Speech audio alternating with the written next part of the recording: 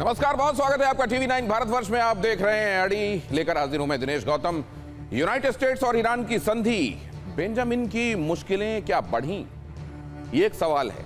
असल में सवाल सिर्फ ये नहीं है, सवाल ये भी है कि इधर अमन की बात की जा रही है, क्योंकि समझौता तो इसीलिए हो रहा है ना कि अमन आए, लेकिन इजराइल के बगैर चाहे वो अमन आएगा क्या? इजराइल ये चाहेगा क्या? क्या बेंजामिन नेतन्याहू जो सोचते हैं वो उसको इजराइल की सोच माना जाना चाहिए क्या? Israel is equals to Benjamin Netanyahu, ये इस समय कहा जा सकता है क्या? और बेंजामिन नेतन्याहू का कहा हुआ क्या ट्रंप नजरअंदाज कर सकते हैं क्या? इन तमाम सवालों के जवाब अगर आपको मिल जाते हैं तो आप ये समझ जाएंगे कि आने वाले दिनों में बात बन रही है या बात बिगड़ रही है। कुछ एक घटनाक्रम जो आज हुए हैं उनसे क्या इशारे मिल रहे हैं और हमारे गेस्ट कैसे एनालाइज कर रहे हैं उन तमाम घटनाक्रमों को, ये देखिएगा। कार्यक्रम के आखिर तक आपको ये पता चल जाएगा कि होने क्या वाला है। आने वाले दिनों में दुनिया की दुश्वारियां और बढ़ेंगी, आपकी महंगाई, आपके लिए समस्याएं और बढ़ेंगी या इनमें अब उत्तरोत्तर कमी आने वाली है। देखिए खबर, अमेरिका और ईरान डील पर इस वक्त की ये बहुत बड़ी खबर है जो आपके सामने है। अगले 24 घंटे में यूनाइटेड स्टेट्स और ईरान का समझौता संभव, ये बात कही जा रही है। डील की मध्यस्थता कर रहे पाकिस्तान का ये बड़ा दावा है। दावा क्योंकि पाकिस्तान का है तो जाहिर है लोग इसे पिंच ऑफ सॉल्ट के साथ नहीं, सैक ऑफ सॉल्ट के साथ ले रहे हैं, लेकिन फिर भी ये कहा जा रहा है कि बहुत जल्द अब ये बात बन सकती है। और ये दावा है पाकिस्तान का, मध्यस्थता कर रहा है पाकिस्तान, और पाकिस्तान की तरफ से यह बड़ा दावा है कि 24 घंटे में, अगले 24 घंटे के भीतर यूनाइटेड स्टेट्स और ईरान का समझौता संभव है। समझौते के बाद फौरन साइन भी किए जा सकते हैं और अगले हफ्ते टेक्निकल लेवल पर जो बातचीत है वो भी संभव है। समझौता बनेगा स्थायी शांति का आधार, शहबाज शरीफ ने कहा। अब ये जो आखिरी लाइन है बहुत महत्वपूर्ण है कि यह समझौता स्थायी शांति का आधार बनेगा। JPCPOA के समय भी यही समझा गया था कि यह स्थायी शांति का आधार बनेगा। क्या वो बना?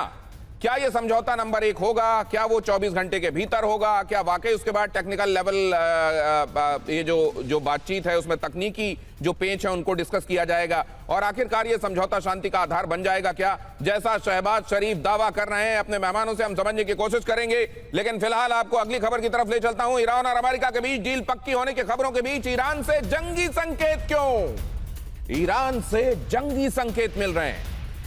कैसे संकेत मिल रहे हैं वो आपको बताता हूं। इसमें पहली खबर है होर्मुज में ईरान के वार्निंग शॉट्स। अगर बात बनती दिखाई दे रही है तो फिर ये काइनेटिक मसल फ्लेक्सिंग क्यों करनी पड़ रही है ईरान को? होर्मुज में वार्निंग शॉट्स क्यों मारने पड़ रहे हैं? दूसरी खबर, होर्मुज की तरफ ईरान ने दागे ड्रोन्स। अब होर्मुज की तरफ ये ड्रोन्स क्यों दागे गए हैं अगर वाकई बात बनती हुई दिखाई दे रही है? और तीसरी खबर देखिए, कैश्मीर तट के पास धमाके हुए हैं। कैश्मीर तट के पास धमाके क्या बता रहे हैं? वार्निंग शॉट्स क्या दिखा रहे हैं? होर्मुज की तरफ ड्रोन्स जो उड़ाए गए हैं वो क्या बता रहे हैं? और क्या ये इस बात का इशारा है कि बात बनने वाली है?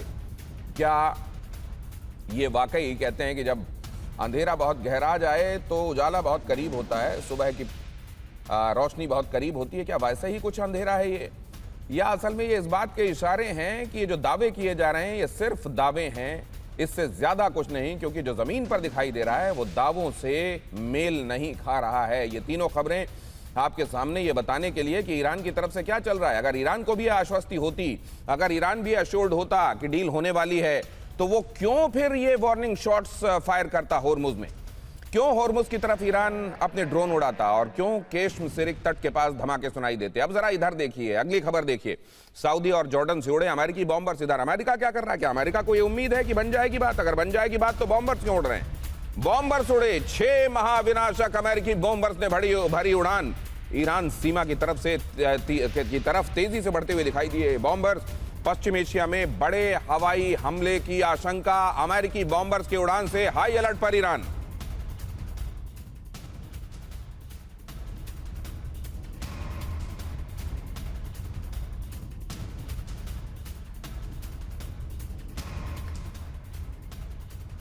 तो मैंने आपको यह बताया कि ईरान की तरफ से क्या संकेत मिल रहे हैं। अब जरा ये भी देख लीजिए अमेरिका क्या कर रहा है। और अगर ये जो मेन पार्टीज हैं उनके बीच में ये चल रहा है तो क्या ये इस बात का इशारा है कि आगे सब कुछ गुले गुलजार है?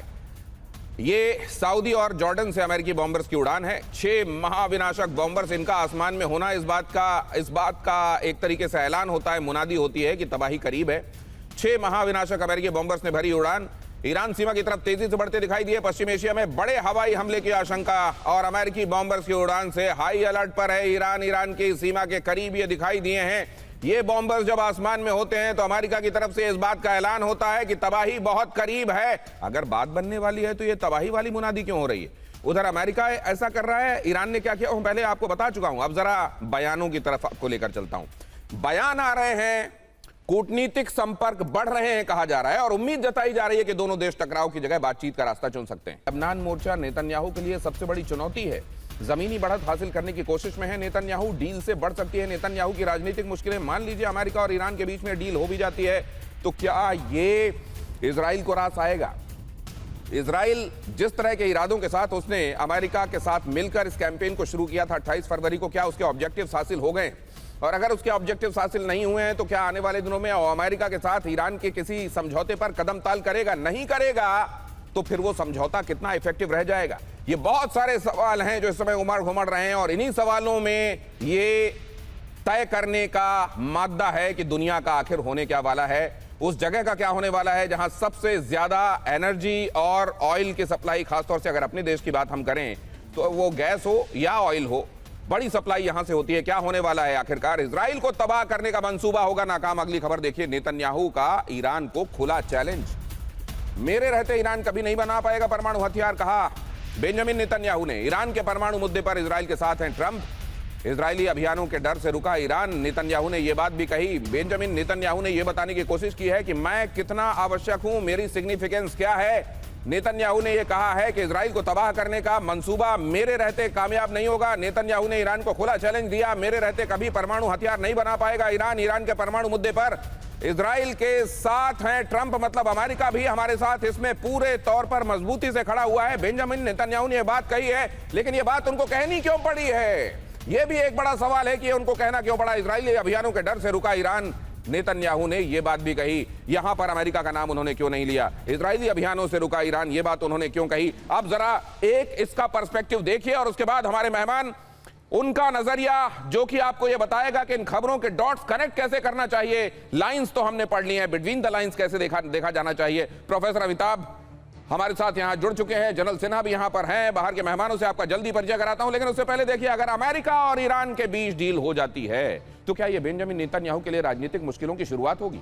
बहुत सारे लोग ऐसा मानते हैं कि अगर इधर बातें कहते हैं, कहीं अच्छा होना किसी के लिए कुछ बुरा होना भी होता है। क्या अगर यहां समझौता आप अच्छा मानते हैं तो क्या यही संकेत बेंजामिन नेतन्याहू के लिए मुश्किलों भरा होगा?